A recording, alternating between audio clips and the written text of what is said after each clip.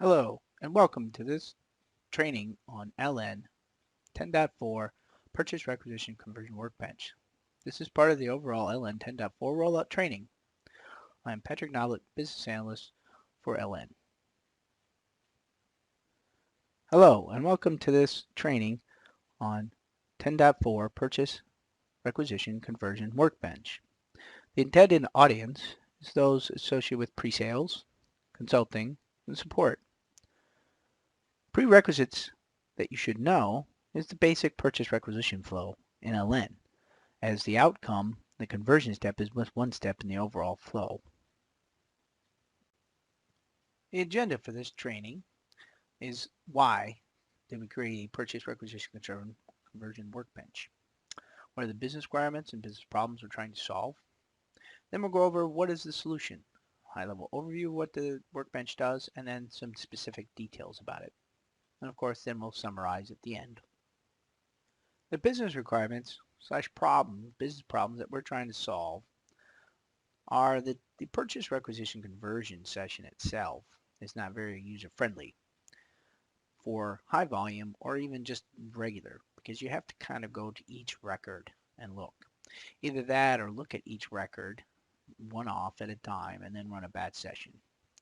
So that you're really not making good decisions either, because you don't have any information in front of yourself. You're just looking at the requisition. You're not able to see other pieces of information, say what's the vendor rating of the supplier or something else.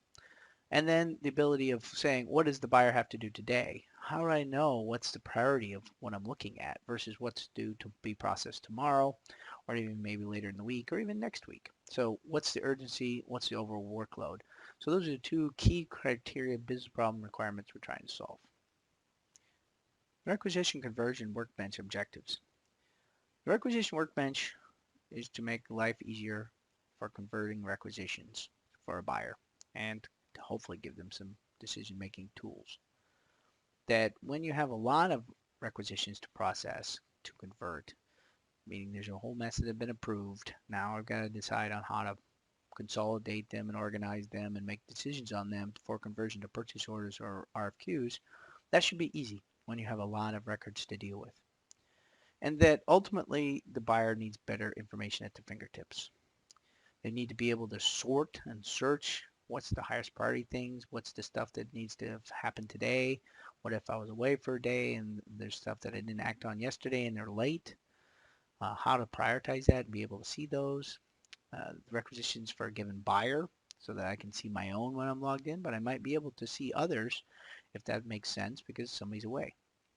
How to see requisitions for buy items, because there's certain types of items that make sense for them to want, right? Certain buyers may be focused on types of items or dealing with certain scenarios where I'll deal with all the new engineered items, for example, or certain things coming into us from engineering and I want to be able to see what are the similar things, or maybe I deal with office supplies, that scenario. And then easily handling and selection of recs for conversion, such that when you take, instead of one off as in previous releases, you can actually see if 2 or 3, you're done with the actions on them, and then you can convert those to purchase orders or RFQs, and then take the next few and clean up your whole queue, if you will. Purchase requisition conversion workbench has some specific use cases that we're trying to achieve. Requisitions can be created for various item types. That can be cost items, office supplies, maintenance supplies, things of that nature. Could be some production items that might be needed for designing new products. Could be subcontracting work. As with some of the new functionality, subcontracting services can flow through requisitions. So they might want to be able to make those and group them together to make good decisions. As well as engineering items, meaning a new item. Somebody is asking for a new part and has to go out and price this out based on the specs provided. So those different scenarios are we're trying to help consolidate or organize so that the buyer makes good information, good choices, and they can group them together when it's applicable. Buyers then can review their own requisitions that are needed based on certain requirements like dates, office that they're working for, as well as what if somebody's away? What if their colleague's gone and they need to take action on their requisitions? Again, giving them an easy way to filter and search for that. And then make good decisions on which suppliers to select. So in the past, things like vendor rating was on one screen, price history or price books are totally different screens, and trying to bring some of this together so that the buyer has some information that they can use and make a good decision with. In addition, the ability to group requisitions for action, like these should all go to an RFQ or these should all go to a purchase order, and then taking that group and then acting on it as a conversion so that those two or three can go together onto a purchase order, so long as it's the same supplier, of course. But you're trying to group things because you want to give them to the same supplier. You want to give them all to evaluation for request for quotation, for example. So let's talk about the solution. One of the key things you're going to use is the user settings. Once they're set up, you don't really need to touch them again. But some of the key things to consider within the user settings are defaults around conversion to purchase orders and RFQs. This contains things like the number groups and series associated when converting to RFQs or purchase orders, depending on the origin, say it's a subcontracting or something else, and there's different series. And all that can be saved now instead of the user seeing that screen and having to make those decisions. Of course, you could always save your defaults before, but you don't have to touch that screen. You can just select your records and then convert versus that. Now, if you need to make a change to any of that information, that's possible, and then do your next set of conversions to RFQs or purchase orders. In addition, filters can be set up to determine which is the default. So you can have 3 or 4 filters if you want, and one will be the primary default. That'll be the topmost. So you can kind of resequence them to say which is the one that you want to show up all the time you start the session up. Or, yeah, if you want to reprioritize, you can do that. It can be date. It's based on relative to the current date. So you can have so many days back and so many days forward. And each day that you come into the system, based on system date, it's going to know to take that so many days back and forward. You don't have to use relative dates, but you can. The other option is to be able to organize it by a purchase office and buyer. So if you have multiple buyers in a purchase office, you could save a filter that already shows the other buyer in case somebody's on holiday for a week or something like that, or if you just constantly you're checking each other's. You can also look up items that say you are focused on particular engineering items or cost items and things like that, and you always want to filter out those first, take actions on those, and then take actions on the rest of your requisitions. And it could be even a project. One other thing is the ability to have optional grid columns, things like supplier descriptions, the requisition's origin, again, if you're curious about production versus just manual or some other source, for example, of our requisition. Things like manufacturer part numbers, if that's important, or project codes. So these can be set up and then modified. So by doing this, you can move the data around, and then on the screen, as we can with personalization of a lot of screens, then you can save those personalizations. So the screen will start out with a certain set, and you can add these additional fields if you require them, if they're important to you, and then save those personalizations. Continuing the solution, the supplier analysis screen gives the ability for the buyer to select a requisition line and then look at the available suppliers. So from this perspective, you've got approved suppliers in this tab and available suppliers on the other tab. The available suppliers are those that may have been blocked or may have some price history against them, but haven't been officially approved in Item Purchase Business Partner. Whereas the approved supplier list is those that do have records in the Item Purchase Business Partner and have the status approved. So in this case, there's 4 records to view. That data also contains, the Item Purchase Business Partner also contains supply time, or in this case, calculated lead time. So your supply time and any internal stuff. So that way you can check that against the required date to see if that supplier can meet the requirement. So if the requirement is in 10 days and the normal supply time of the item is 6, you've got some lead time there. If it's the opposite way, you need it in 6 days, but their delivery time is in 10, then you know there's a problem. They might have to call the supplier. Again, trying to give some information to the buyer to make a good decision. In addition, the price information is available, meaning that there's a few things here. Price history, kind of the trend, how things are going in terms of that supplier and item buying over the past period. And this cancels options for various periods, 6 months or a year, for example. Then the best price is the best price that's available for that item if there is no price books. So that would be from item purchase data, for example. If there is a price book, in the case of the 4th record there, electronic parts, it's 205. That's because there's a price break out there, and if you buy that many, so for example, then you would be able to get a better price. Now, if you click on the view price break area, and you'll see some of this in the demo, there's a button pops up that says, hey, this is a price break at, say, example, 50 pieces, and this would be the price. If you click the apply button, then it would automatically take you to that record and apply that 50 to the requisition line to get the better price. Again, that's something that you can decide as the buyer. Then you also have some trends on the price tab. In addition, one of the things you can look for is if you were to click, say, for example, on the 81 here, then you can see the overall vendor rating as well as details. So the overall will show for that specific supplier against all other suppliers in the approved supplier list there, what the overall ratings are. So you kind of see the trends over the past periods, and you get some views, 3, 6, 9, 12 months. Then you also have the details, what is making up that overall, and then again, what's the trend for that. So this supplier analysis view coming, whether it's off the grid view of the workbench or the tile/card view, you can select a specific one and see this kind of information to help make a better decision. Continuing the solution is the tile view, or sometimes called card view. So instead of just a traditional grid, then you can look at this kind of from a card perspective. Now what this allows is some drag and drop capabilities within the new workbench, such that if you see in the screen, you can drag the supplier from one area down to where you see the other one, where there's an add supplier where you don't know who the supplier is. Maybe the requester didn't know, or there's no defaults or something for that item. Then you can drag and drop it right on. And anytime you drag that supplier to some other space, you get a little can't drop it here kind of icon. But it will tell you when you can drop it to somewhere else. You also can assign conversion types by clicking on the PO there on the right corner or the RFQ. Now the other tool of this view is that you can group within the system. So you can take 2 or 3 of these for the same item, for example, and then take them together and decide, do I put them to the RFQ? Do I put them to the PO? Is it the same supplier that I want to deal with? And then from there, take that group, and once you've made your good decisions, take that and convert it over to the RFQ or PO based on your decision.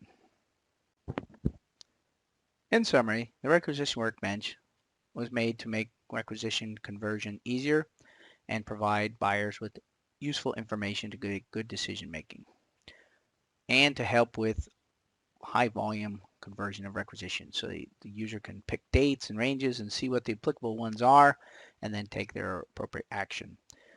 From what you've seen, hopefully you get a sense of that this is fulfilling the original objectives and use cases. Thank you for your time. I hope you enjoyed this training. In this demo, you'll see how the purchase requisition conversion workbench works, at least at a high level. First, you want to focus on the top area.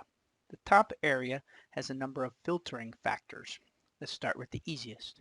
There's the open 8 here, showing 8 records that are open. If I click on the 6, then only the 6 blue active, meaning those that are within the lead times associated with that item and supplier combination.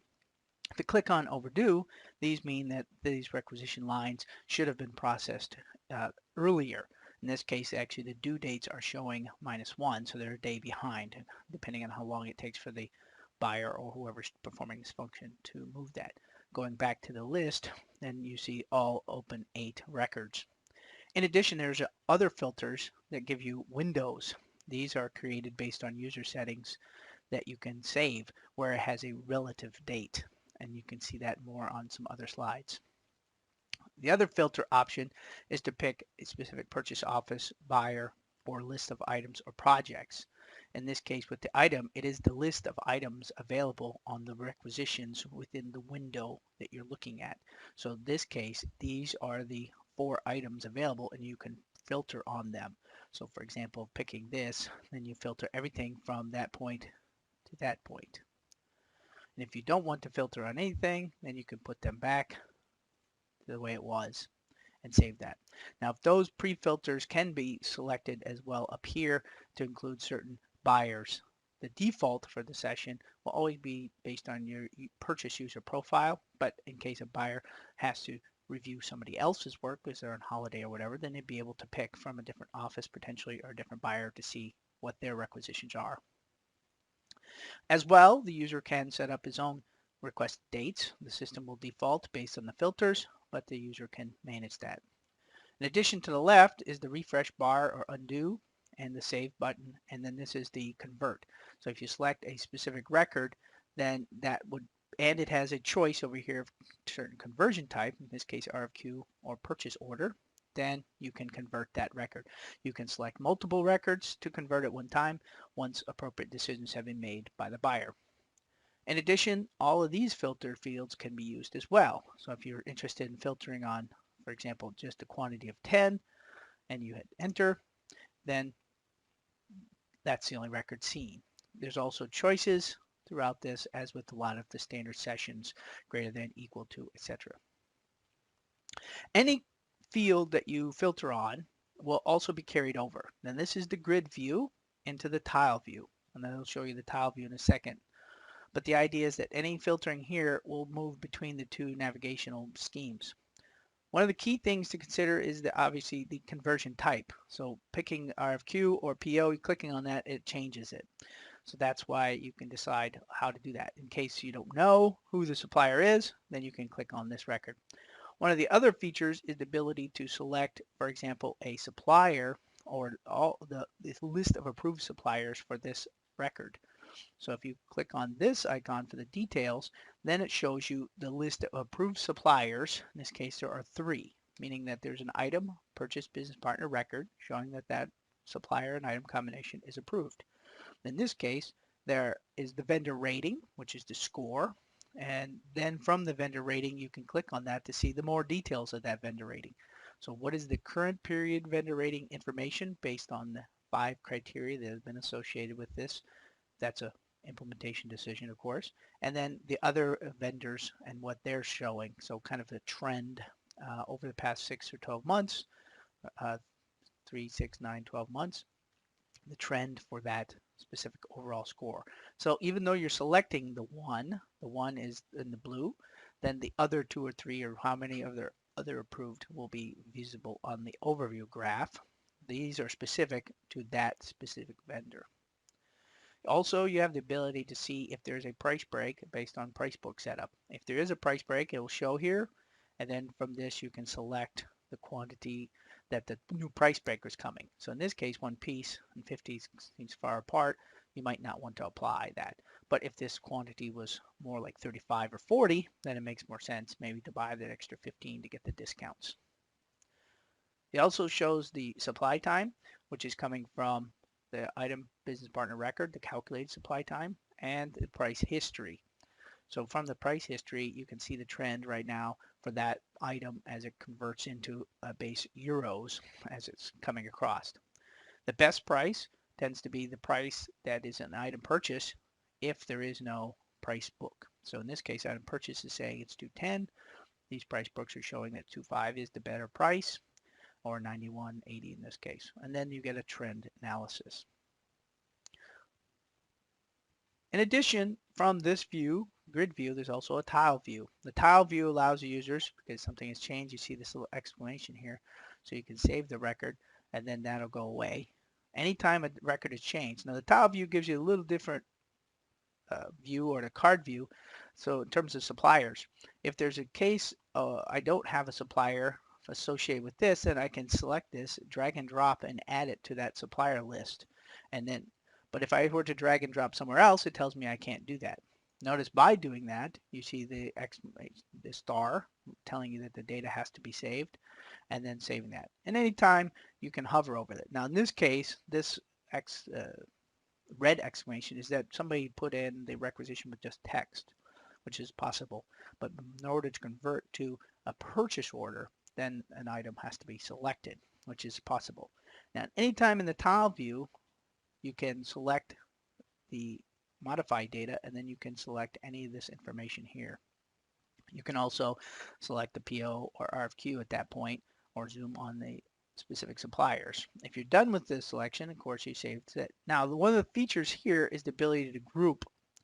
So in that context, you could open up an area and then group them for a decision. So for example, if I'm looking for items that are for A2, then I can select A2 here and then select A2 here. Now I get a mixed where this is PO, different quantities, but I'm still using the same item. And then in this case for that supplier, then I could decide to RFQ them all or PO them all. So by clicking on RFQ all, notice these two records have been modified because that. Then so I'm saying, no, I want to go to an RFQ to get a better buy on that. So I have the tile out here for that. If I don't like the tile in terms of the sourcing or whatever, then I can decide to ungroup them and then the tile goes away. So this grouping capability helps the user kind of look at something of similar items. So you might have filtered on the previous screen, or you might have used above filters to find a particular item.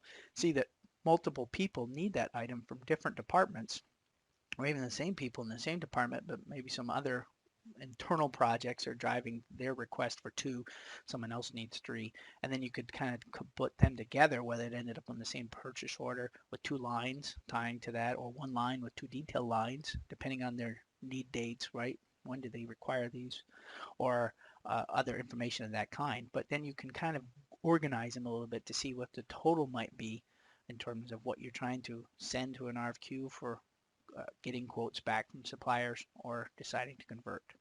So those are the 2 basic premises, that you have a grid view and then a tile or card view. And then the card view gives you a little bit more visual, but also the ability to select more. So bringing more information together so that the buyer or the representative type function is able to make good decisions about this, right? Look at vendor rating, look at any price breaks that might be out there, look at the pricing history, and then try to make a good determination of what is the supplier. Again, looking at what are the list of approved. Now, if there's available suppliers in certain cases, then that may be like blocked for some reason, or somebody you bought but hadn't been officially approved. I hope this helps understand a little bit about the navigation and use of the purchase requisition conversion workbench.